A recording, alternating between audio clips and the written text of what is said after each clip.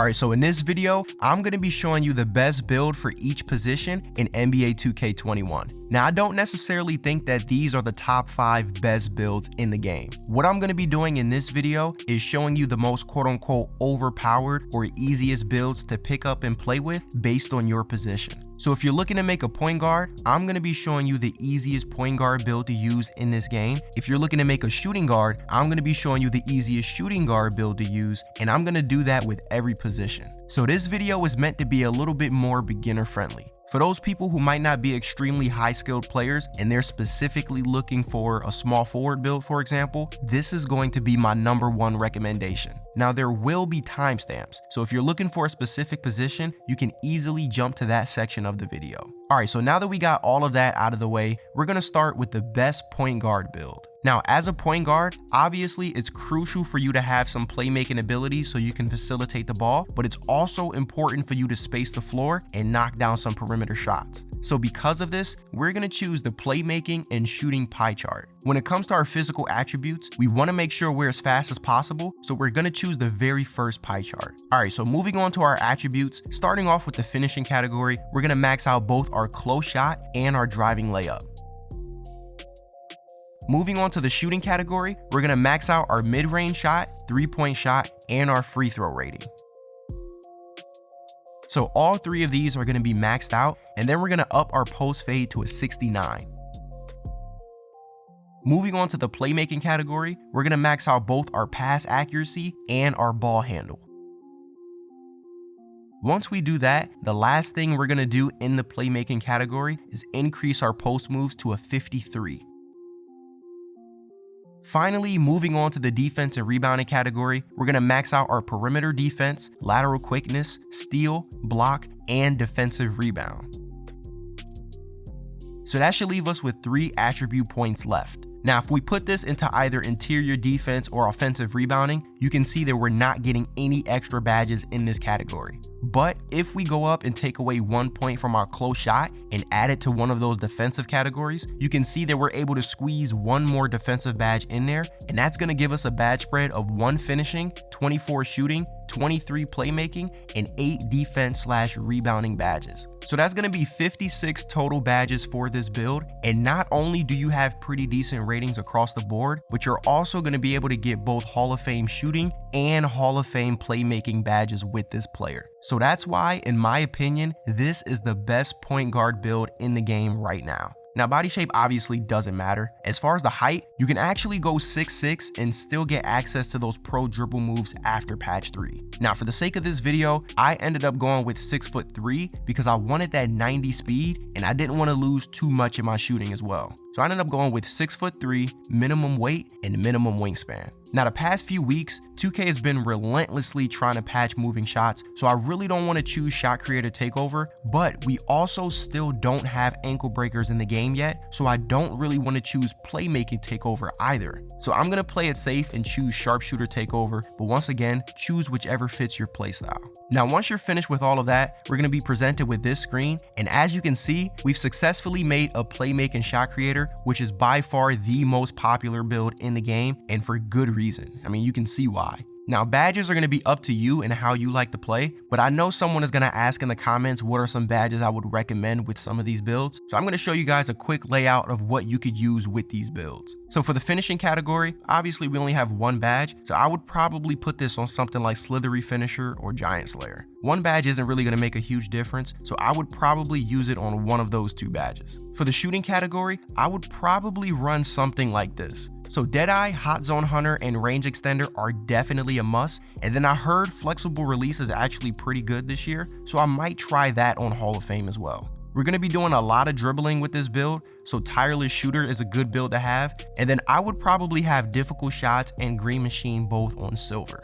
Feel free to play around obviously, but this is probably the setup I would go with for this build. For the playmaking category, I would probably run something like this. So Dimer, Floor General, Handles for Days, and Quick First Step all on Hall of Fame, Needle Threader and Stop and Go on Gold, and then finally I'll probably throw on Bronze Unpluckable. Depending on who you're playing with, you can probably drop down Needle Threader and put on Bronze Lob City Passer, but once again, that's up to you. Finally, for defense and rebounding, if you like playing the passing lanes, you can throw interceptor on gold. If you get caught by a lot of screens, you can put pick dodger on gold. And then I ended up just using bronze chase down artist and bronze clamps. And once again, in my opinion, this is the best and easiest point guard build to pick up and play with in this game as of right now. If there's anything you would change, definitely feel free to let me know in the comment section down below. Alright, so now let's move to the shooting guard position. Now, I was pretty tempted to go with a perimeter lockdown for this position, but even with a 3-point rating in the high 70s, a lot of people are still having trouble knocking down their open shots. So I decided to go with an even easier build to use, and that's the all green pie chart. And then for our physicals, we're going to choose the very first pie chart. Now, I'm going to go a little bit faster on this one simply because I just made an in-depth video going over this build. I'll make sure to leave a link in the card above and in the description if you guys want to check that out in more detail. So for our attributes, we're going to max out our driving layup and our driving dunk. Next, we're going to max out our mid-range shot, 3-point shot, and our free throw, and then post fade is going to be a 76. For the playmaking category, we're going to max out pass accuracy and ball handle. And then we're going to leave post moves untouched. Finally, we're going to max out interior defense, perimeter defense, lateral quickness, steal, block, and defensive rebound.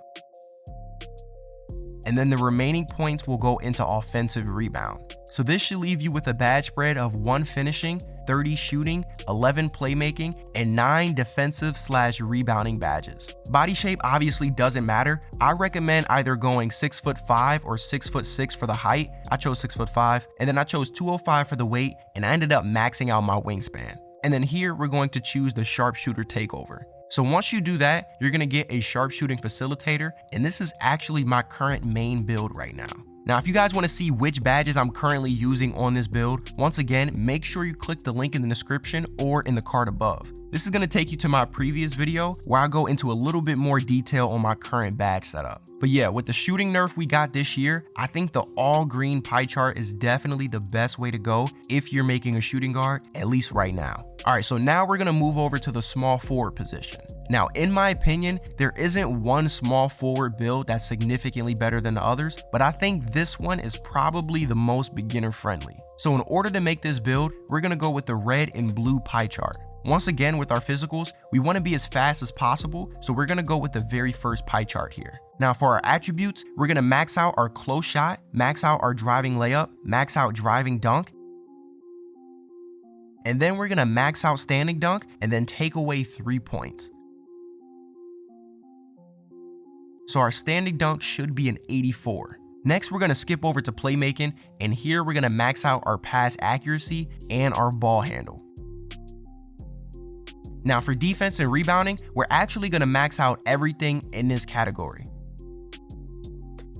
Now, if you play a lot of rec center or pro-am, you can drop the remaining 15 points in free throws so you can knock down those shots when you get fouled, or you can put them in post moves and get 3 more playmaking badges. If you put those points in post moves, you'll have a badge spread of 21 finishing, 1 shooting, 9 playmaking, and 22 defense and rebounding badges. Now, this build is not going to be a shooter by any means, and I think that's really important for you to realize while making your build. A lot of people will try to max out their shooting so they can get some extra badges, but even with those extra badges, we're not going to be a threat shooting the ball with ratings in the 50s and 60s. So that's why we decided to use those points elsewhere so we can really capitalize on our player strengths. Body shape is not going to matter. For the height, I went with default, which is 6'7". I went with minimum weight to get that extra speed. And then finally, I went with max wingspan because we get a ton of boost to our finishing and our defensive ratings, and we'll also be able to play the passing lanes a lot better. Now, if you really like playing a ton of defense,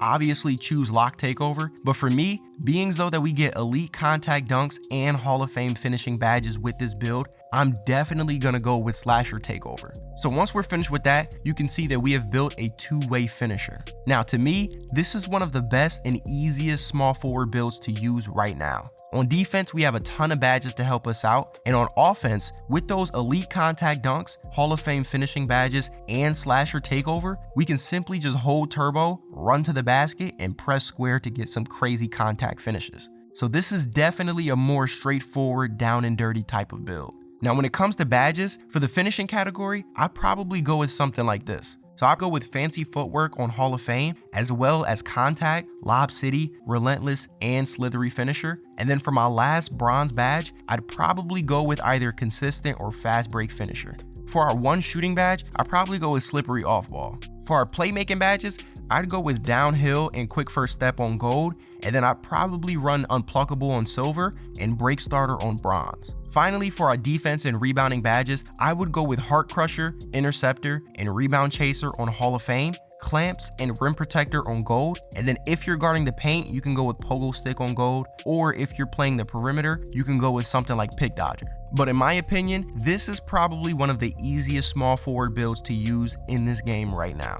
Alright, so now we're moving over to one of the easiest power forward builds to use in the game.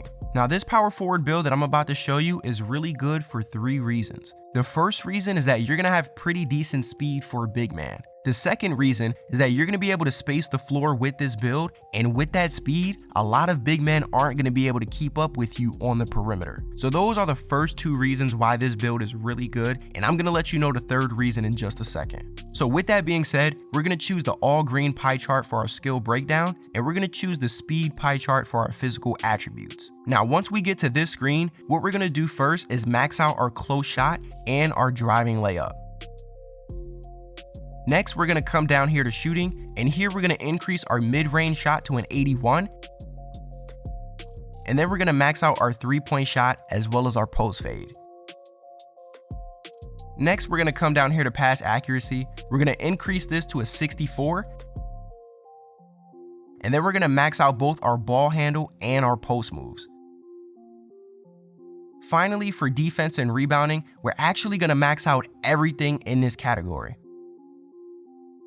So once we do that, we should have a final badge spread of 1 finishing, 26 shooting, 10 playmaking, and 10 defense and rebounding badges. Now you can choose whatever you want for the body shape. For the height, I'm gonna go with 6'8". For the weight, I'm gonna go minimum. And for the wingspan, I'm gonna max this out. And then of course here, we're gonna choose sharpshooter takeover, but you can also experiment with post scoring takeover as well. Now the third reason why this build is really good is this name right here. A lot of bigs are going to see the name inside out scorer, and they're going to leave you open because they don't think that you can hit those perimeter shots. They're going to be so used to seeing names like stretch 4 or 3-level scorer. So if you show up with an inside out scorer, you're probably going to be able to get a few easy points before they start to realize that you can hit those open shots. So this is one of those sneaky builds where people don't really know what you can do until you start doing it. Now, as far as badges for this build, for finishing, I'd probably go with slithery finisher as my 1 finishing badge. For shooting, I would use catch and shoot, deadeye,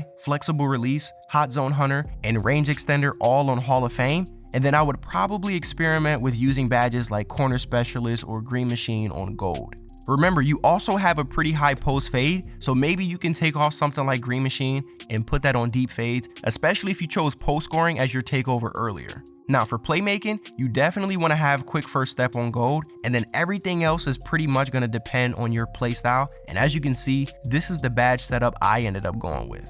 Finally, for defense and rebounding, once again, this is going to depend on your playstyle, but here is the current badge setup I have for my build. So this build is going to be really good at the power forward position, especially if you already have a center who's going to be defending the paint, getting rebounds, things like that.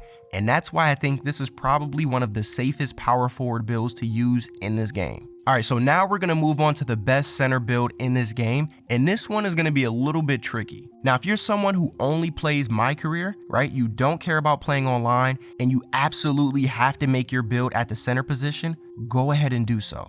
But if you plan on bringing this player to the park or 3v3 Pro-Am or even in the rec, even though this build is going to be really effective at the center position, I strongly recommend making this build at power forward. Now the reason for this is because even if we make the same exact build at the center position, we're going to get more badges and better attributes at the power forward position. So once again, if you strictly play My Career, feel free to make this build at the center position. But if you plan on bringing this build online, definitely consider making a power forward, which is what I'm going to go with here. Now for our skill breakdown, we're going to scroll all the way down and choose the all red pie chart. And then for our physical attributes, we're going to choose the very bottom one, which is the balanced pie chart. Now for our attributes, we're going to max out our close shot and then take away 1 point.